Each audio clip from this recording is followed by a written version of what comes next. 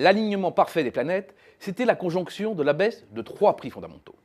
Celui de l'argent, les taux d'intérêt, celui de la monnaie, le taux de change, et celui de l'énergie, les cours du pétrole. Deux de ces trois planètes se sont désaxés. D'abord, le cours du pétrole.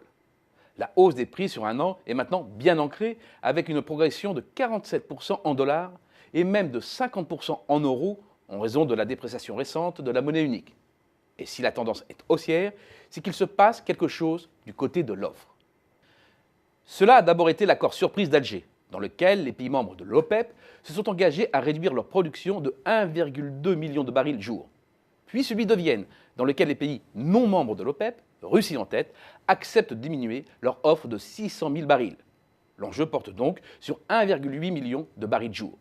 C'est beaucoup, c'est surtout suffisant pour éponger l'offre excédentaire qui est de l'ordre de 1,1 million de barils, donc suffisant pour faire changer la trajectoire des prix. C'est la fin du pétrole bon marché et les prix vont remonter vers les 60 $ le baril, mais pas plus selon notre scénario. Il faut en effet intégrer dans l'équation la production américaine.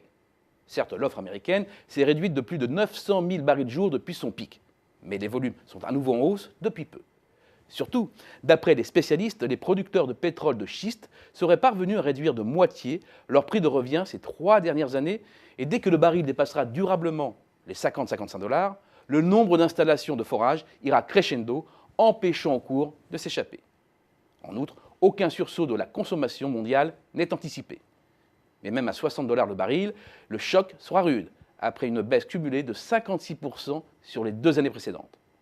Non seulement la cagnotte pétrolière s'est évaporée, mais c'est maintenant le retour de balancier, avec à la clé le retour de l'inflation importée et ses conséquences sur la consommation, les marges des entreprises et la croissance.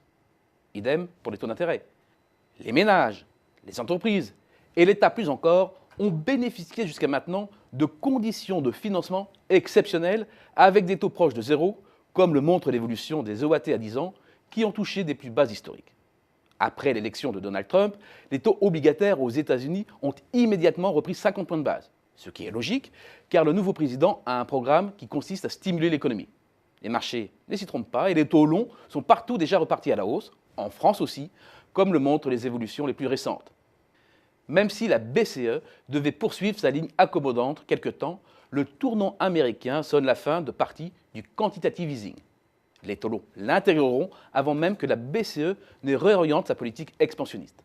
Cela va singulièrement compliquer la tâche du prochain gouvernement. La charge de la dette va graduellement augmenter et peser aussi sur les taux immobiliers. L'argent bon marché, c'est fini aussi, même si la flambée des taux n'est pas notre scénario. Dernière planète, la monnaie. Elle reste bien alignée et sa trajectoire sera même plutôt favorable. L'euro a en effet toutes les chances de se déprécier face au dollar au cours des prochains mois. Écart de croissance et des taux de part et d'autre de l'Atlantique conjuguent leurs effets pour accentuer un mouvement déjà entamé depuis le 8 novembre et la parité pourrait même être atteinte courant 2017, ce qui serait une première depuis 14 ans. Mais des trois planètes, c'est certainement celle qui a le moins d'influence sur la conjoncture française. Bien entendu, c'est favorable à nos exportations extra-européennes.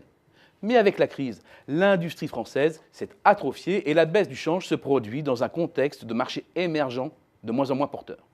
Du reste, le cœur de notre déficit n'est pas vis-à-vis des pays hors zone euro, mais avec les pays de la zone euro, et cela depuis plus de 15 ans. Dit autrement, le prochain président n'aura pas les astres de son côté.